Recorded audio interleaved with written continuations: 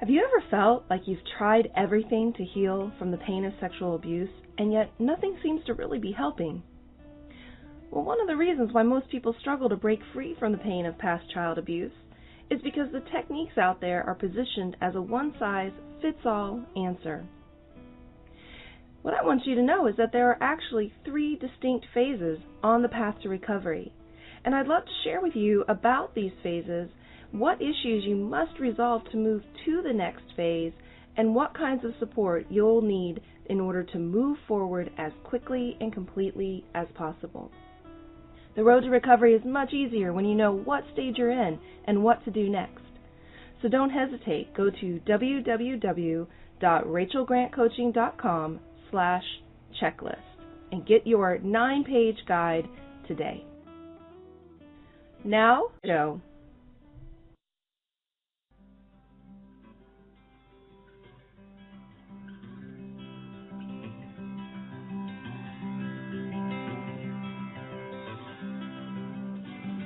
Welcome, everyone, to Beyond Surviving, the safe space for survivors of childhood sexual abuse to receive support, resources, and share their stories. Beyond Surviving is about freedom, healing, connection, and even laughter and fun. Most importantly, it's about letting go of the pain of abuse and finally moving on. For those of you who don't yet know me, I'm Rachel Grant, and I've been a sexual abuse recovery coach since 2007. I'm also the author of Beyond Surviving, the final stage of recovery from sexual abuse. You can learn more about me and the Beyond Surviving program at rachelgrantcoaching.com. But enough about me, because let's get into what we have here today as a very special guest, Angela Ray Clark. So Angela's going to be here sharing with us about how we can use our voice to gain momentum in healing from sexual abuse.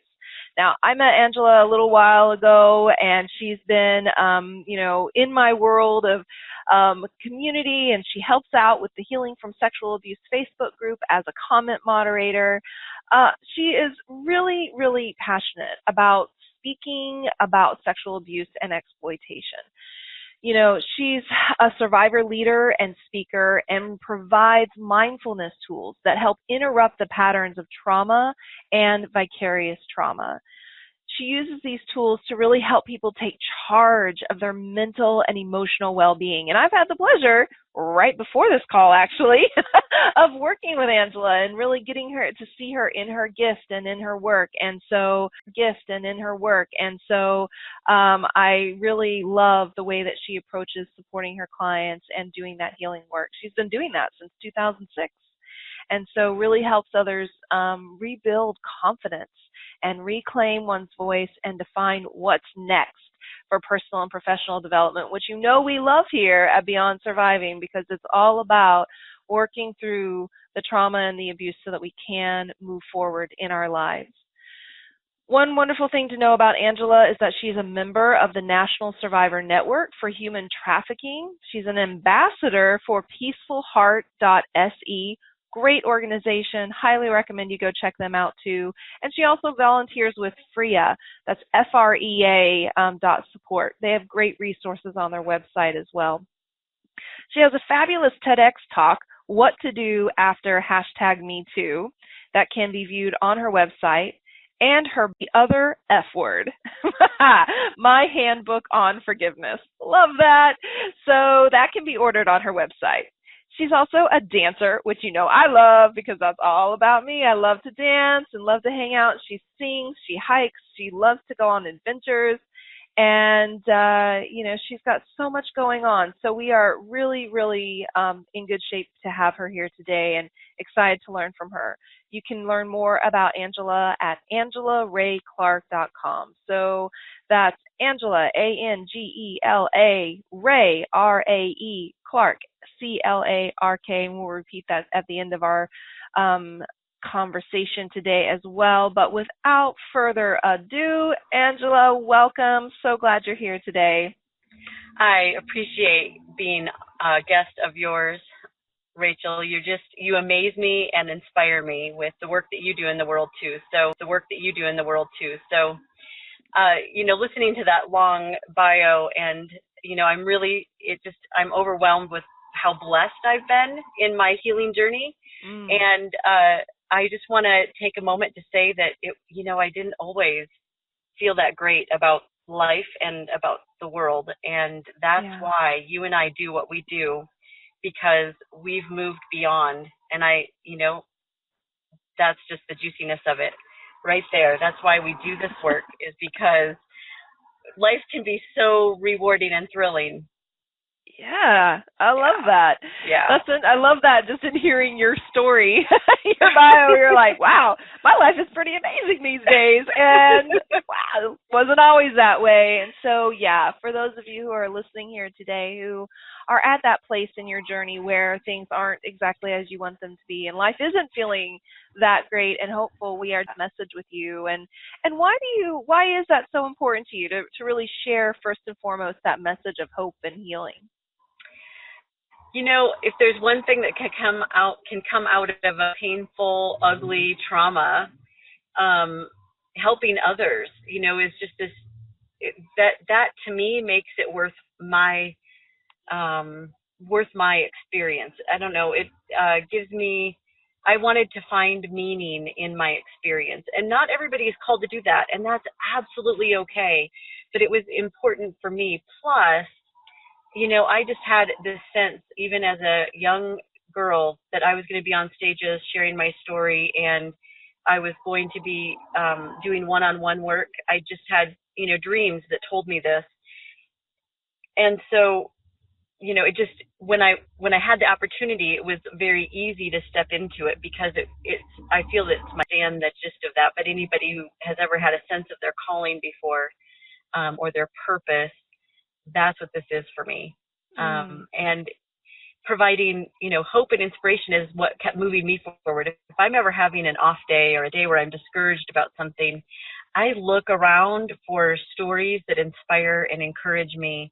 And then I think to myself, if they can do it, I can do it. And I look at the joy that they're exuding, and I look at the happiness and the fulfillment that they're experiencing, and I attach my heart to it, in a sense, and I go, okay, I want to get back to that place for myself. Mm. Yeah, beautiful. One of the things that we talk about in the Beyond Surviving program in the very first session is believing that things can change, which really ultimately comes down to having hope. That's right. And I know that there have been times in my life where I felt very hopeless, where I thought, well, it's time to. And I know that there have been times in my life where I felt very hopeless, where I thought, well, it's time to call in the dogs and just give it up, finish it off. And I just couldn't see a way out of that pain. And at the end of the day, coming back again and again, whatever there was. Sometimes it was a song. Sometimes it was somebody who was speaking. Sometimes it was a podcast. There would be some little something that would just spur me on and say, no, don't give up yet. Just keep trying. Just keep going. Figure out the next littlest thing that you can do, because at the end of the day, that hope is what spurs us to action and transformation. And I think makes it possible for us to step into our calling and our purpose, whatever that might look like for right. a person. Now, I know, Angela, that you're in your calling and you're living it and you're doing it. And I'm also guessing that getting there was not just a straight shot. and that it was a journey about how you did find your calling and how you got there, what that journey was like for you. All right. Well, a big part of it, as you know, is owning our voice. And that, over the years, I did a lot of different things. And I look at my journey as kind of a zig and a zag and another zig and another zig and then a zag. It was completely nonlinear. We talk about that a lot in the healing world, that it's absolutely nonlinear. If we could package it up as a linear experience, we wouldn't have, we'd all be well by now, but we can't, because everybody's so different. My connection with myself and my voice actually started in acupuncture. I've also done trauma yoga. I've done art therapy, traditional talk therapy. I've done coaching. I've done energy work, Reiki, and other modalities.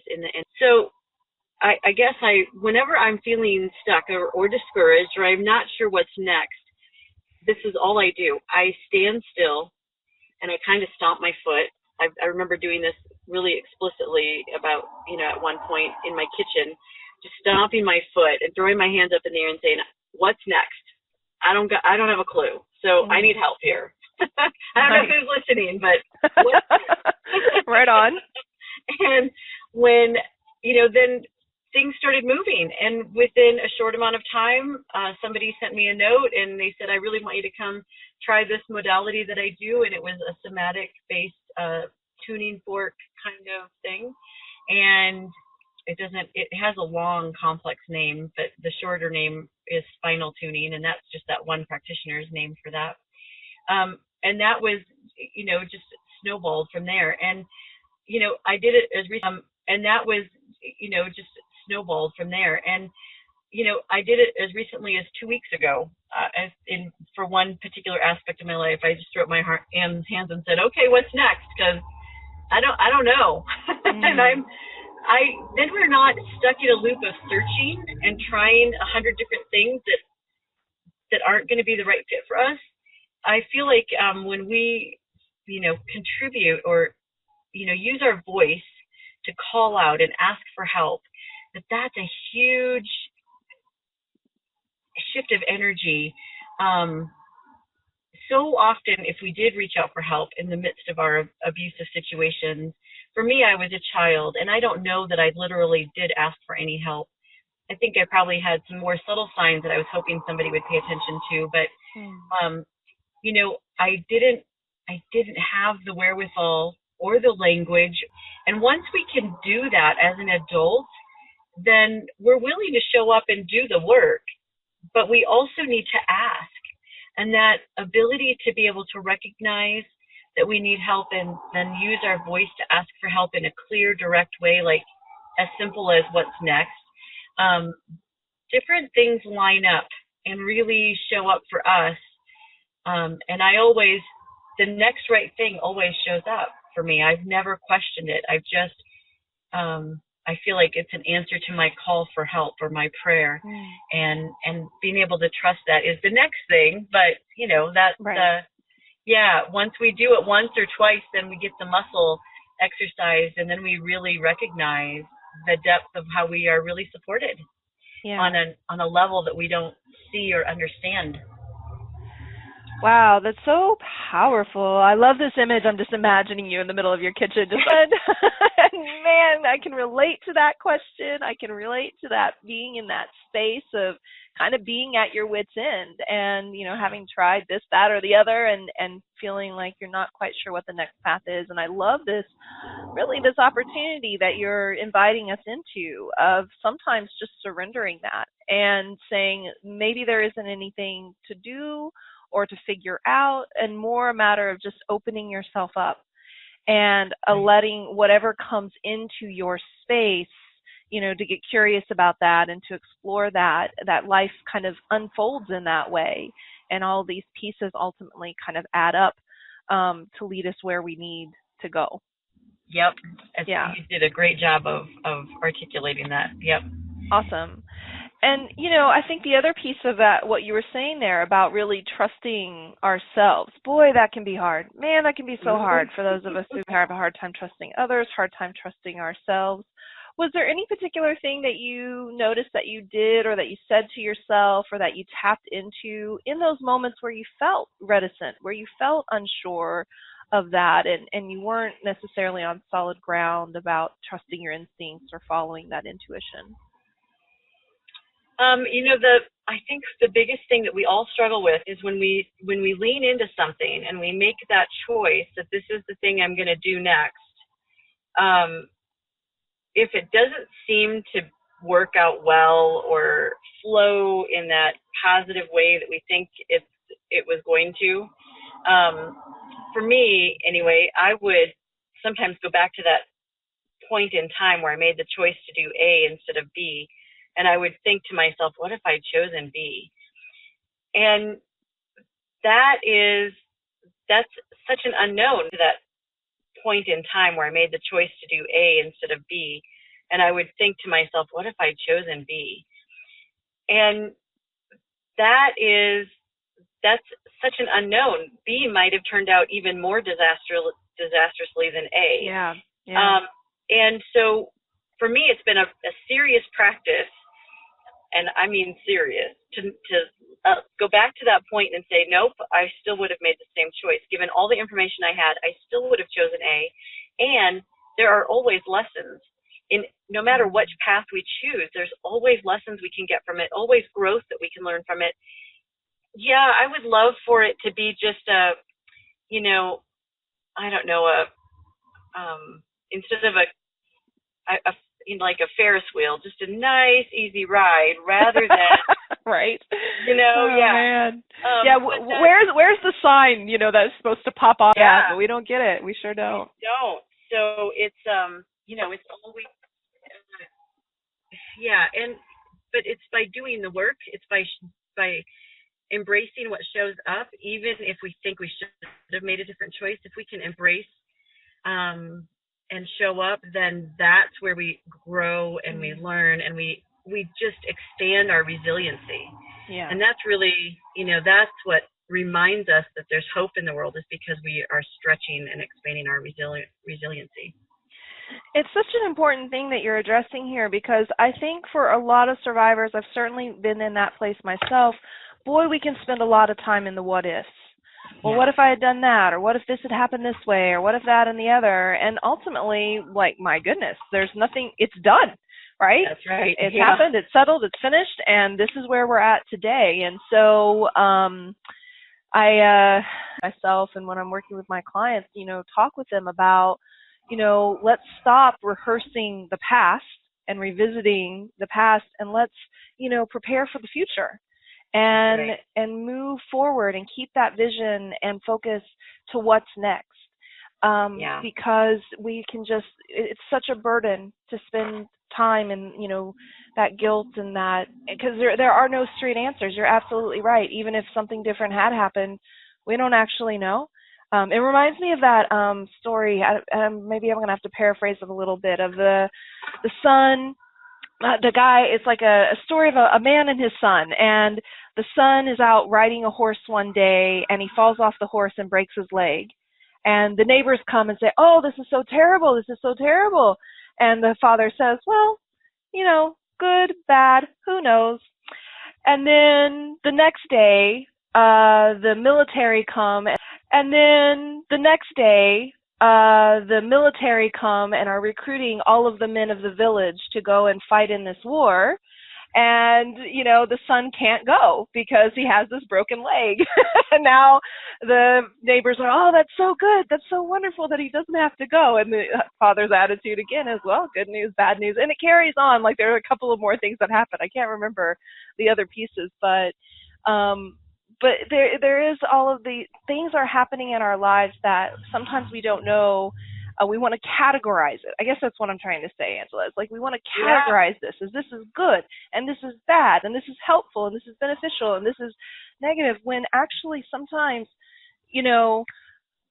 we just don't know. And I certainly would have never, now at, 40-something, I certainly would not have thought at 10 years old, when all of that was happening to me, that some way this would be me joy, right? Like, this is something that is fulfilling for me, but that also ends up being of service and help to others. So I'm so glad that you found your way in that journey too, and I know that you are using your gifts in some really powerful ways. One of the ways is actually in supporting me in my work. So we have this amazing community, Healing from Sexual Abuse, a closed Facebook group, which you all can find by going to facebook.com/groups/Real Talk with Rachel.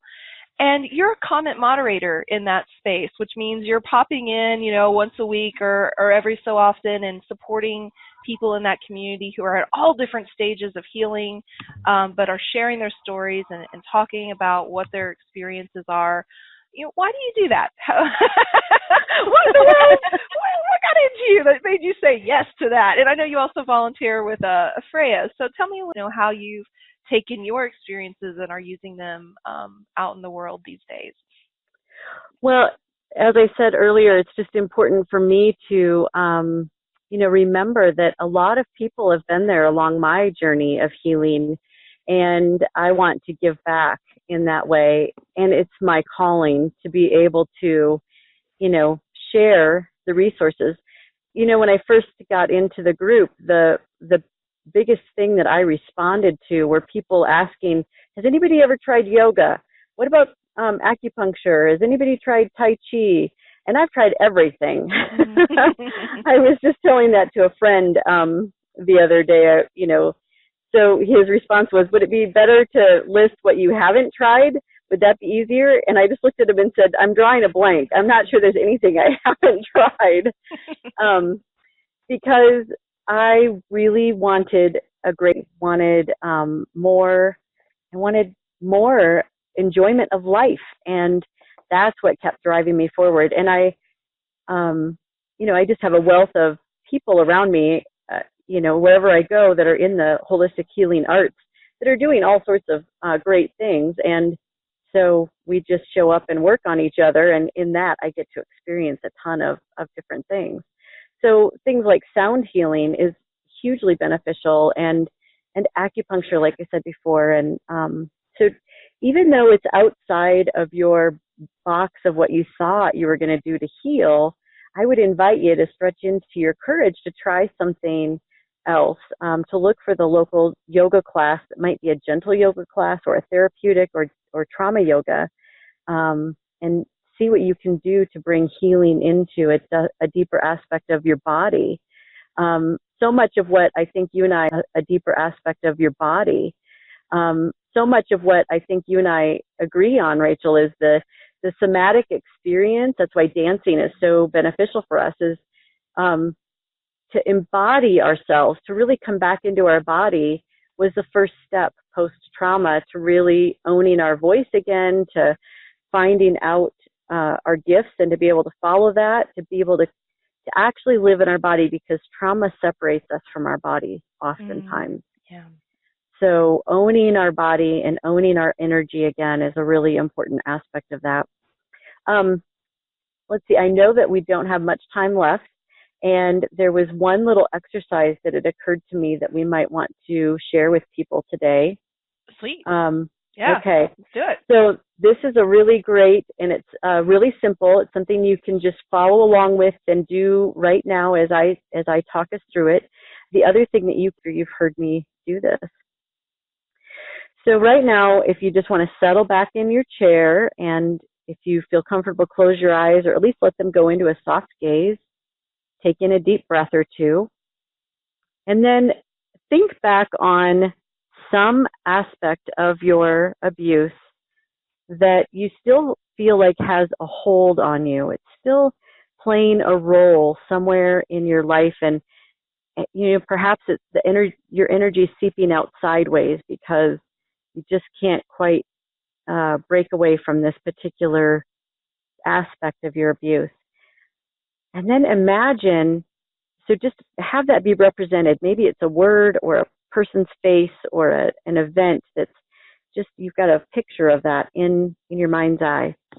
Then imagine that there's this cord of energy between you and that person or that event.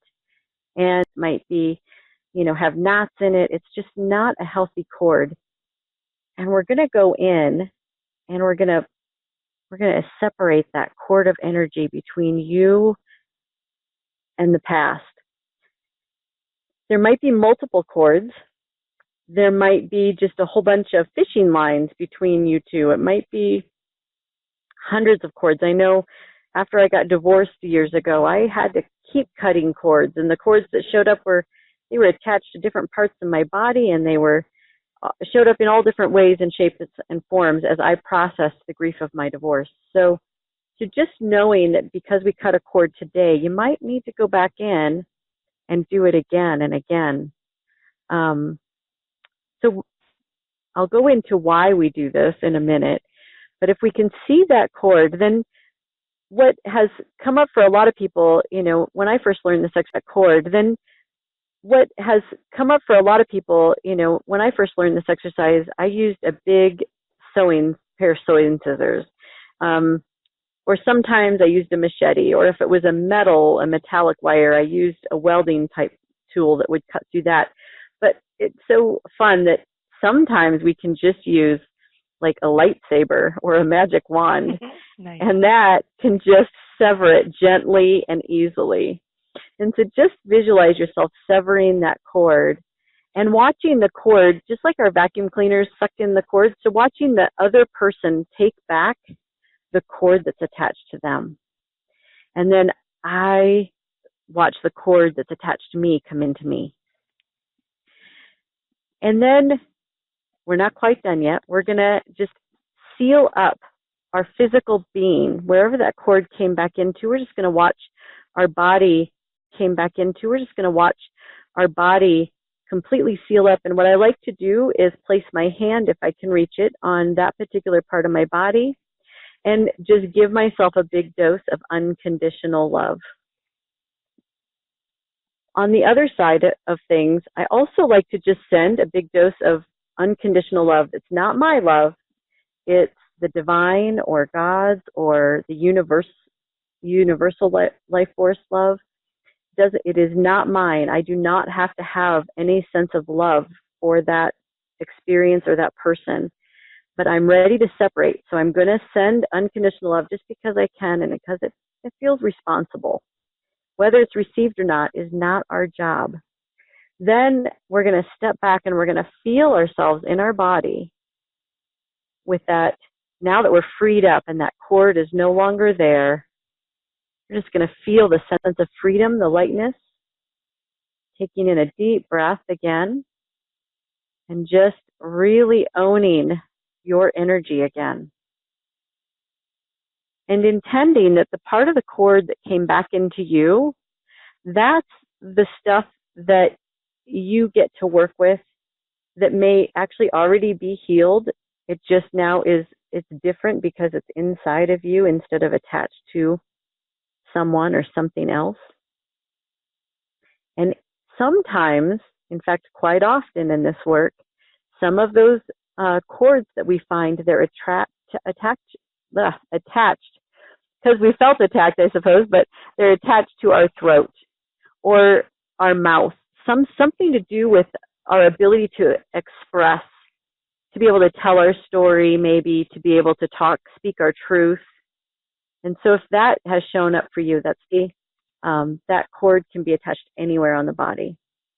And like I said, often, especially when it's from our past and our past is riddled with abuse of some sort or various sorts usually, then it does impact our voice.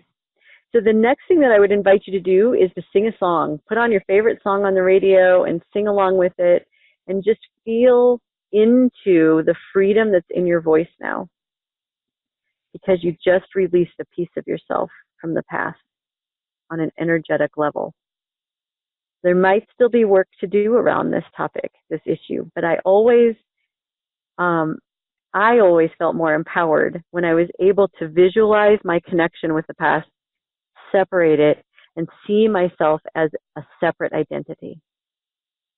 And really, as I said before, owning my power. That's why I do this exercise. And see myself as a separate identity. And really, as I said before, owning my power. That's why I do this exercise repeatedly and with clients repeatedly. So, all right. Thank you for letting me share that. Yeah. Are you kidding me? Of course. That's like, that's such a gift to be guided in that. So for those of you listening, I hope that you'll listen and listen again and use this tool that Angela has just gifted to you for exactly that, finding your voice, breaking those connections, creating more freedom for yourself. So powerful in so many ways that we get to do that. So I know, Angela, that you have some really cool stuff coming up. Your book, The Other F Word, My Handbook on Forgiveness, is about to come out, and that you also have some workshops coming up. So tell people a little bit more about how they can connect with you and some of the resources that you have available for them. Absolutely. There's a page that is on my coaching page, and the very first thing that pops up is the ability to sign up for the class, and it's called My Voice After #MeToo. Owning our story is one thing. in the process, and then all the different layers of healing. There's so many different tools that I learned from a variety of different places. And so I've packaged those all up into a class, and they're really powerful. Several people have been able to move through that class, whether they're addressing trauma or not, and experienced, a lot of lessons about how they can learn to use their voice better, cleaner, healthier, and be able to speak up for themselves. And that's such an important aspect of being human, really. It's, regardless of trauma, to be able to speak up, regardless of trauma, to be able to speak up for ourselves and to ask for what we need, to be able to receive graciously, to be able, another aspect of being able to speak up is to be able to learn to listen.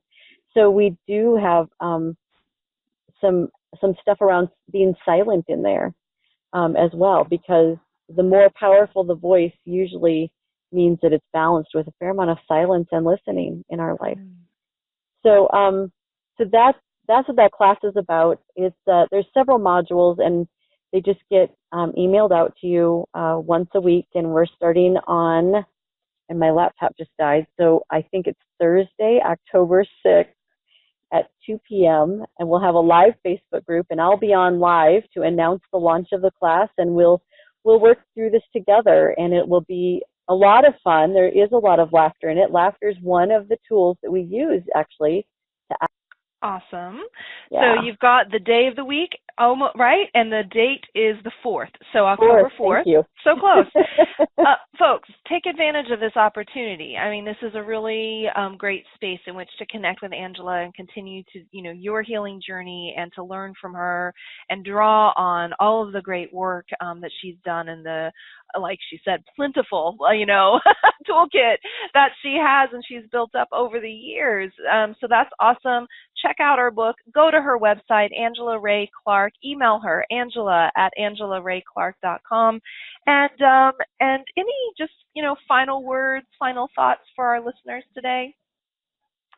Well, I always say, because I can't seem to find other words for it, but healing is such a worthwhile journey. There is so much freedom on the other side.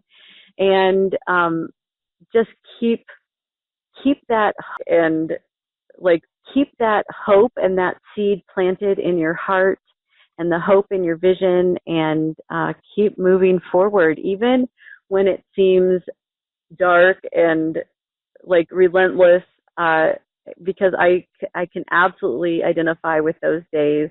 I have journals that reflect those days, and now my journals are filled with all of the miracles and the beautiful things that I get to do and experience, and so I just deeply appreciate that I have found you, Rachel, and connected with you, and that we can both reflect back to the people in the community and the people that are listening to your podcast and paying attention to your blog, and just be able to inspire and give hope. There are better days ahead. There are better days ahead. Man, I second that in so many ways, Angela. I really appreciate you for the podcast and sharing yourself so beautifully with us. And I'm just ever grateful that you are a part of my community and someone who I consider just a friend and a colleague, and are doing just really great things in this world. So thank you so much for giving of yourself today. Thank you, Rachel. You're welcome. And thank you, everybody, for listening and tuning in and joining us. Don't forget to visit rachelgrantcoaching.com to learn more about sexual abuse recovery coaching and to explore the other resources available on the site. And please be sure to subscribe to the podcast. Leave us a note if what you're hearing is helping you. And be sure to tune in next time, because we have so much more to share. Until then, take good care of you.